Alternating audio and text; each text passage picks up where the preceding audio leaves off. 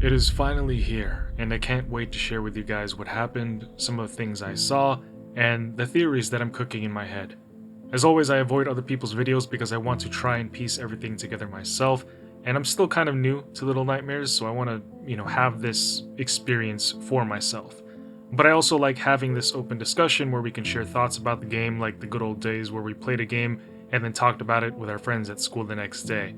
Spoilers ahead, obviously including some stuff about past installments, but also, I plan to release a more in-depth extended version of this combined with my other story explained video going over Little Nightmares 1 and 2.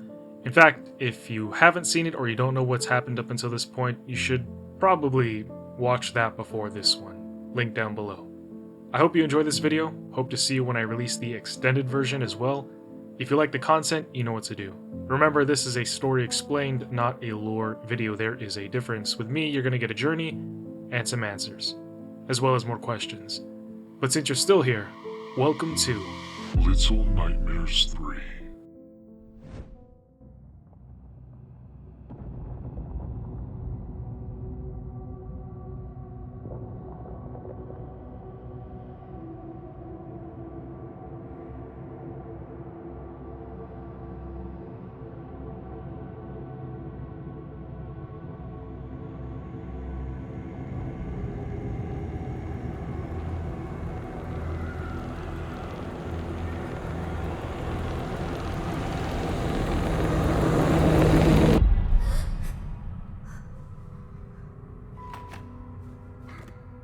These two kids are low and alone.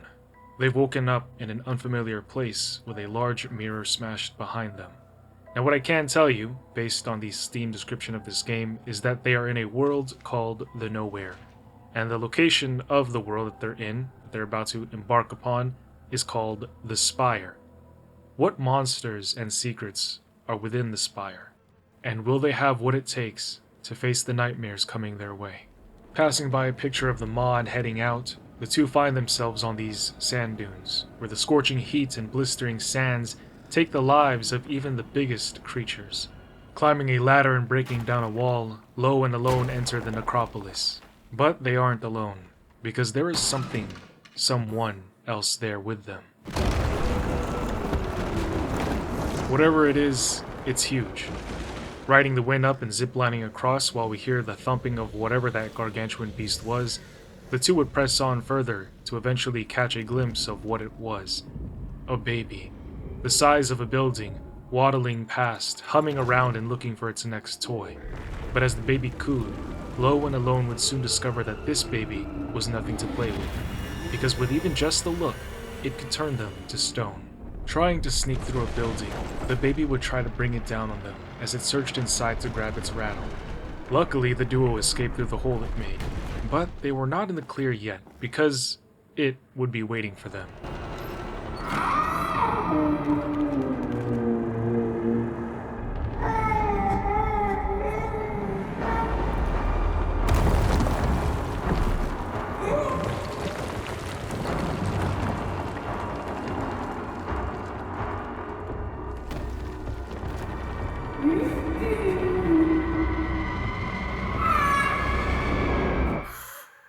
Jarringly, Lo awakens to find himself no longer in that nightmare, but instead in what I believe is his reality. He's in an institution, and by the looks of it, it's not a nice place. But that's not even the scariest part because something is making him want to run and hide under his bed. Whoever's peeking inside of his padded cell instills terror upon him. However, he is able to get back to the Nowhere. Alone would help him up, and they would both head into the next room. They would find chalk drawings of something having to do with light reflecting against mirrors. Mirrors seem to have a notable focus in this story, but for now they find themselves dealing with the baby, who's been playing since the sun was out. Heading up into the bell tower, Lo shoots an arrow at a rope, causing the bell to clang with a sound that sends waves rippling through the air as the moon haunts them. As a result, the monster baby would come in like a wrecking ball to take the bell for a toy. With the baby in a corner somewhere, they would continue to try to find a way through the spire. However, the baby would have the attention span of, well, a baby. because just when we thought we were in the clear, bored with its toy, it pops up and begins searching for its playmates again. Lo and Alone managed to slip through without making too much noise, but the baby still catches on. It begins tearing through everything to try and get us, even lifting the entire building we were standing on, and for a moment, it almost had us. But then, out of nowhere, a swarm of crows descended upon it, pecking and screeching. This would cause the baby to cry and stumble away, swatting at them in a panic. I can't help but wonder if there's some kind of connection between Lo and the crows, considering his mask looks just like one. But with the threat of the monster baby quelled, the two would float on down a hole and land before a mirror. And when Lo puts his hand on said mirror, it activates something, allowing them to travel in and come out of another mirror. However, there's just one concern. While Lo comes out relatively well, Alone, well, she smashes through the mirror, breaking it. Checking to see if she's alright, Lo helps her up. And looking around, this place almost seems familiar. Kind of like where Six woke up in Little Nightmares 1. Where is she, by the way? Even this hangman seems familiar. But it's when we come out to see these bigger bodies on hooks that makes me wonder if we are on the Maw. However, this is different. As they press on, the shadow of a woman peering through a window sends chills down my back. Going into the next room, we see it roll on in. It's a monstrous figure of a woman with 6 arms, and she seems to be stressed out looking for something. Sneaking into a room full of filing cabinets, it's no wonder why she can't find anything. But, right as we're about to leave the archives, she hears us.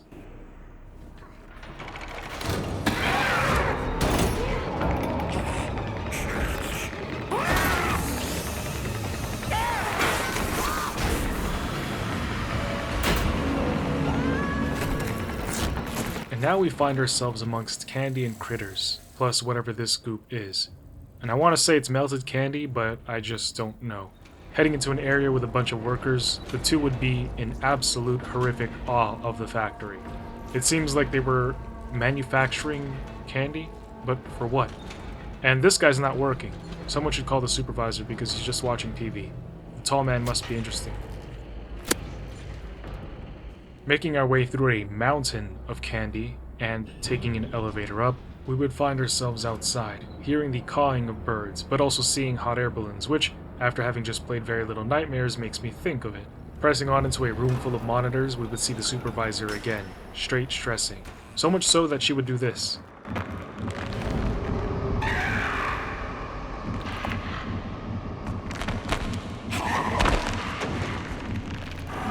But she wasn't gone yet, because when we were making our way through, we could hear her through the pipes, and I would even stop to check the noise, but that was a mistake.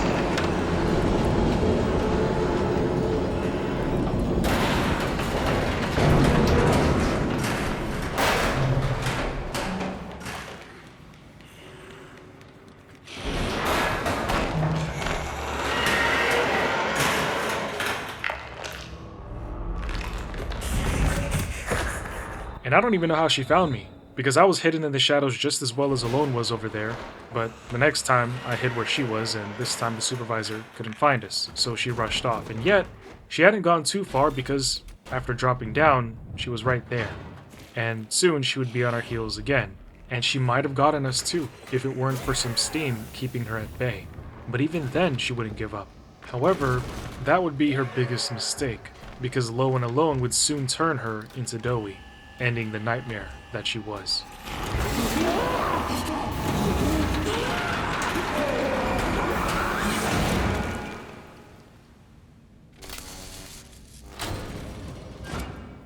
Finding the next mirror, Lo goes in, while Alone brutally just crashes through again. I wonder why Lo is able to just teleport in fine, but she has a more painful experience. Having left the candy factory, the two would find themselves chasing gnomes and navigating through a building, but after igniting the furnace and taking some time to enjoy it, we would head up an elevator and into a darker place. Luckily for us, there was a flashlight. Unluckily for us, there were these dolls. But not just any dolls, those ventriloquist dolls, and I'm pretty sure they're here to kill us. In fact, there's these two on display right now, but after turning on the power, they just so happen to smash their way out. So, that's gonna be fun. Living dolls.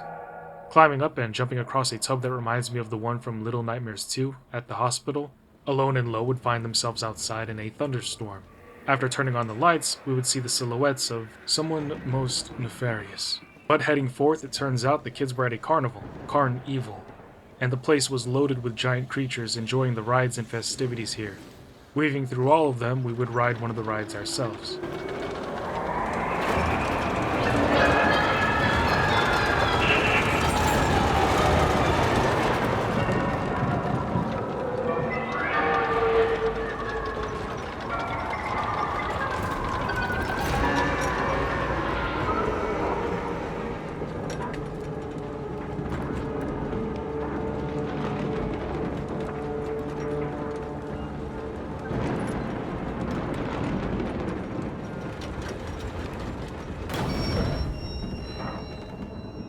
But the fun doesn't last, because the mirror exit is shattered.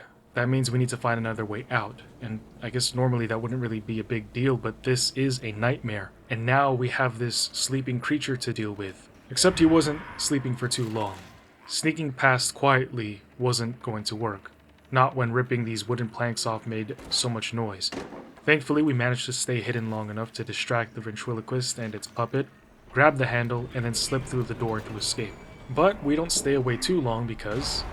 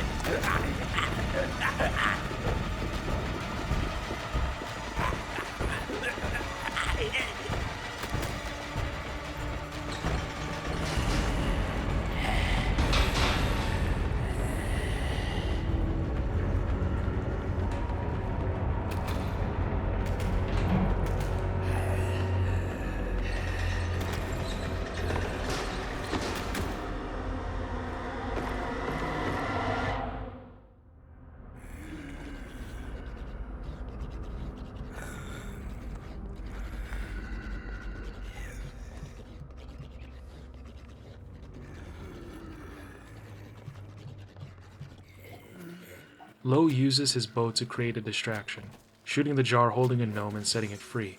That gives him the chance to break us out, but right after, we find somebody else locked up. A boy wearing a dunce cap, just like the ones the gnomes wear. But who is this kid, and why isn't he even trying to escape? Leaving him and crawling under the floorboards, the two would find out where that gnome ran off to.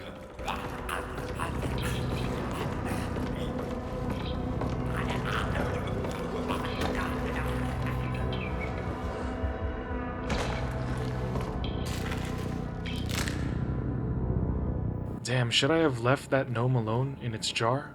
Or did I free it from this nightmare by granting it death? Chat, what do you guys think? Moving forward, we would find that boy again, except now he was on stage trying to perform for a few creatures in the crowd.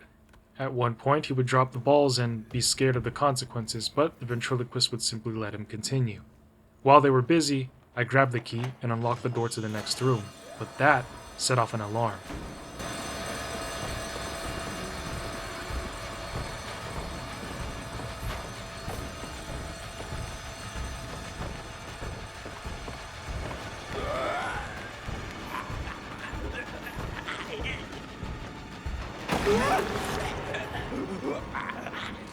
But they don't give up. They chase us out into the rain and through the carnival, all the way until we get into a hot air balloon. Once we lift off, the hand tries to prevent us from leaving, while the ventriloquist tries to shoot us with a shotgun, but we're able to burn that hand off and rise above the clouds. It is here that we realize just how high this this entire place actually was. We're up in the clouds. And not only that, we're surrounded by other balloons, and for a moment it feels like we all are escaping, and it's peaceful. Until lightning strikes our balloon. I've got this running theory right now that Little Nightmares 3 takes place before the events of Very Little Nightmares, which takes place before 1 and 2, because at the start of that game, the girl in the yellow coat wakes up in a hot air balloon, having just crashed onto a roof, or through a roof. I believe that girl may have come from the CarnEVIL.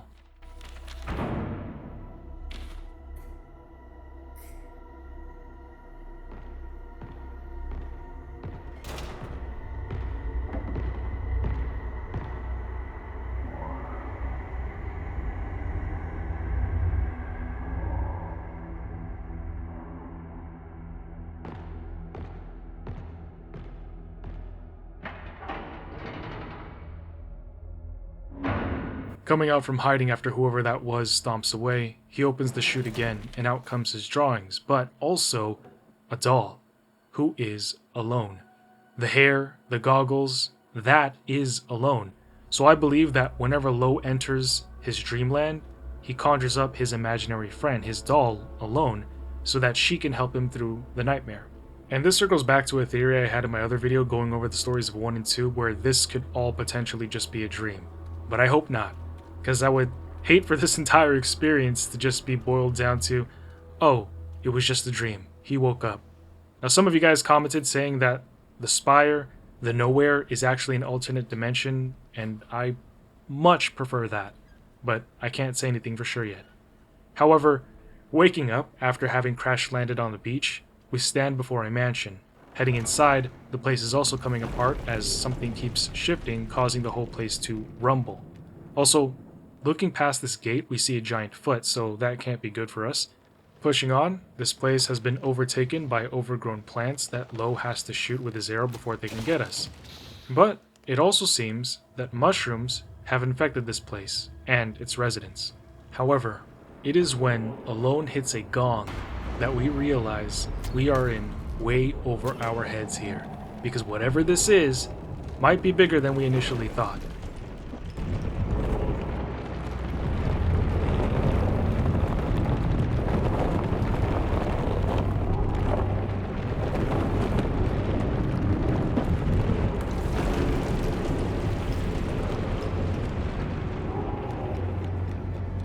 Well, you know what they say. How do you devour a whale? One bite at a time. Heading into a room with a TV showing us the same images that the runaway kid saw on the TV he used to electrify the granny in the Secrets of the Maw DLC, as well as a drawing of eyes on eyes on eyes, which remind me of Mono in the prison realm, we should also take a look at this picture of a dog peeing. Now, back in Little Nightmares 2, the part with the chessboard puzzle, there was a drawing on a wall of a dog peeing. Now, I didn't pay much attention to it before, but seeing that here too makes me wonder its significance. Making our way forward, Alone and Lo enter a room that seems to mirror Lo's room in the real world, and when he opens his chute, the doll version of Alone comes out. This causes Alone to stumble back a bit, as she is now seeing the truth. But the doll version of her also illuminates the world in ways that change their current reality, allowing them to see new pathways and navigate the space to make their way forward. But this doesn't mean that they would be allowed to leave.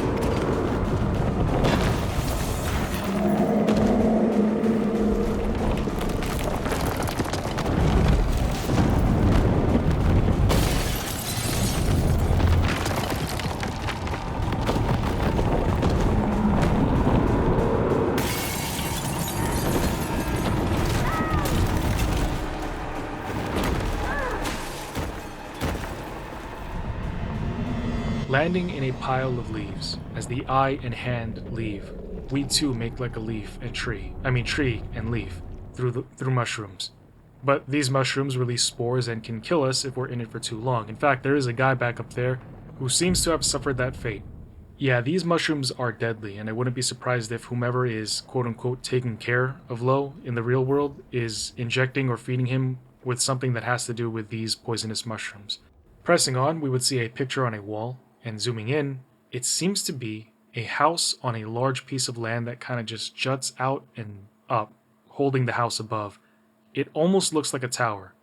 But after sneaking silently, like on a hill, past these blind creatures who seem to enjoy just standing there, we make our way to another part of the Institute. Here we would see another picture in between two tall and leaning cabinets.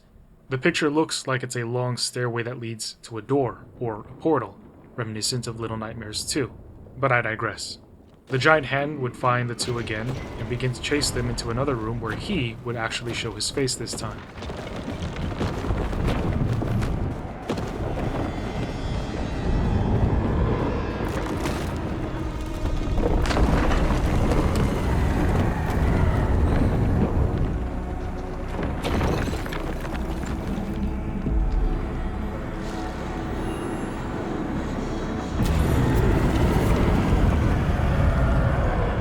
I think this might be the same guy that low-key keeps hiding from in the real world, just more so nightmarified. Like, this is probably the dude who keeps coming to his door, causing him to hide under his bed. After unlocking a door and heading inside, we would find a shadow child. This is the first one I've seen all game, but when we get close to it, it just disappears quietly. And on the wall, there's a bunch of odd pictures. Zooming in, we see a boy with his head hung low on a chair. Above that, an x-ray of a brain. In the middle, it looks like a bunch of jars, but I can't tell what's in them. And to the right is a picture of somebody in a bed. And there are pins and little ropes tying everything together, but I don't know what that means. Could it be that somebody's running experiments on the kids? Or somebody's trying to find the connection between all of these things? I don't know, but what I do know is that Mr. Doctor is screaming and banging around, causing the place to shake. So we need to deal with him before he brings this whole place down on us. Opening up a door, Lo and Alone go in to face him together. But once inside, it's quiet. Lo puts his hand on a bed that has number 1331 on it, and by the way he looks at it, it could be his bed or somebody that he used to know. Next to that is a chair with a recorder on the table. I think a psychiatrist was probably working with a patient here. I think seeing that number designation on the nameplate leans further into the experiment theory. Whoever was in this bed must have been the 1331st subject.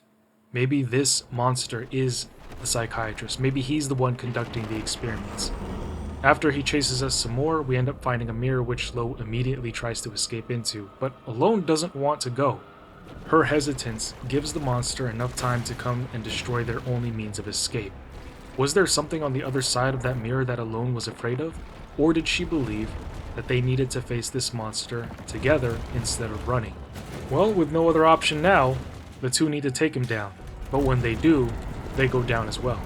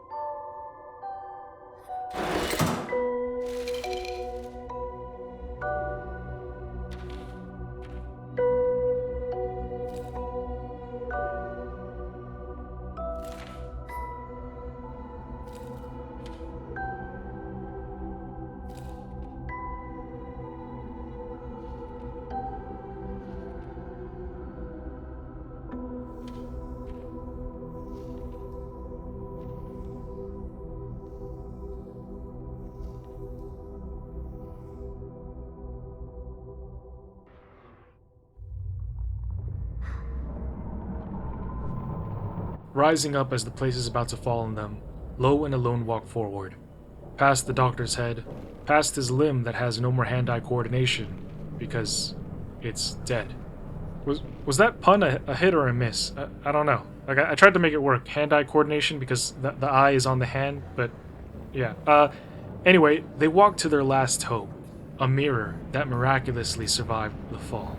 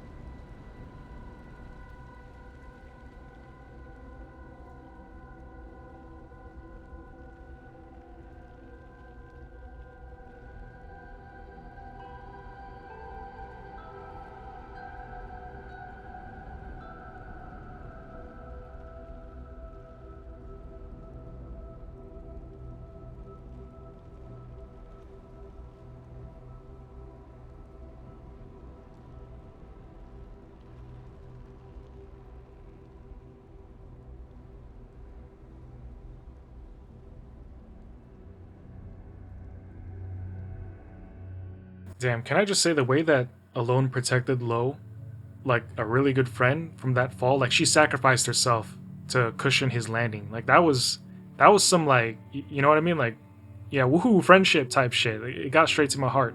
And for a moment there, I was getting flashbacks of Six and Mono, of Simba and Mufasa, and I was like, oh no, she's gonna let go of him. But no, she went down with him. She chose to fall with him, and I was like, fuck yeah, bro. Hell yeah, friendship.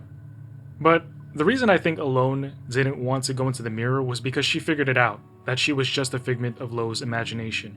She probably always knew that there was like some issue with her, judging by the way that she was having problems going through mirrors, but when she saw the doll, that's when she knew. Because after that, she did not want to go through any mirror. The reason that she struggled to get through portals, through mirror pathways, was because she wasn't real. I think this also explains why she would crash through mirrors instead of just phasing like Lo. Whatever it was rejecting her, trying to keep her from going forward.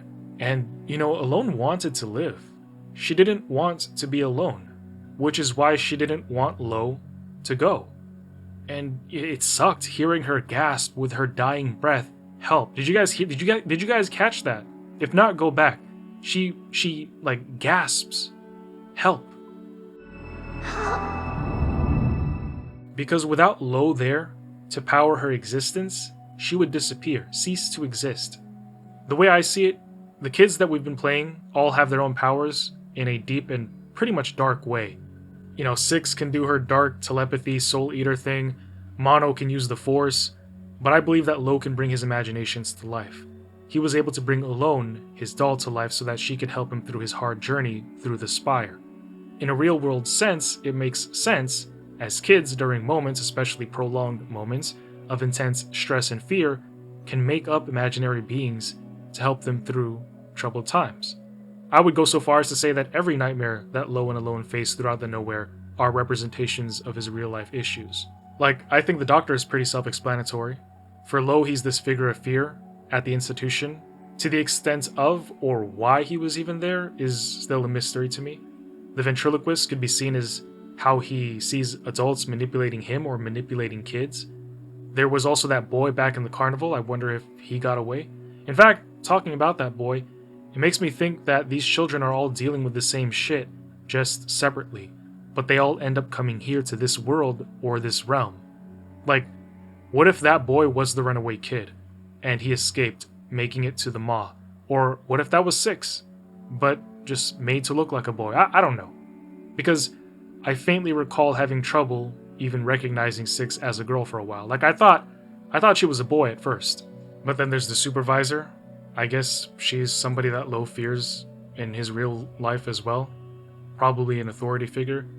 And the baby, I don't know. What do you guys think? Maybe he's got a little sister or someone else at the facility. Or maybe I'm completely wrong about all of these and all of these monsters.